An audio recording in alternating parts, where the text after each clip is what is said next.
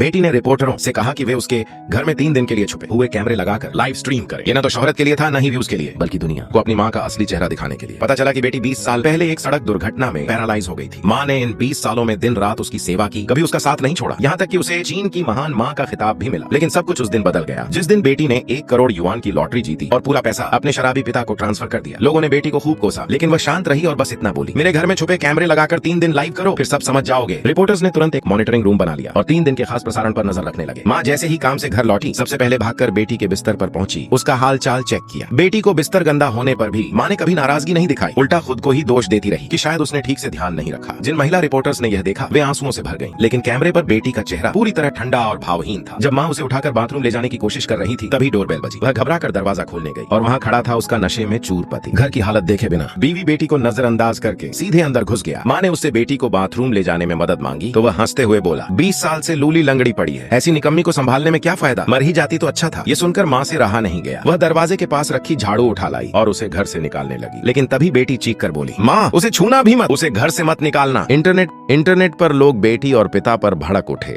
माँ के लिए सहानुभूति की बाढ़ आ गई, लेकिन जो सच बेटी बता रही थी वह अभी किसी को दिखाई नहीं दे रहा था। माँ ने फिर बेटी को व्हीलचेयर में बिठाया, लेकिन जरा सी ठोकर लगने पर बेटी उस पर भड़क पड़ी। लाइव चैट में लोग बेटी को घृणा और गालियों से भरने लगे। इसके बाद माँ चुपचाप उसे साफ करती रही और फिर रसोई में खाना बनाने चली गई।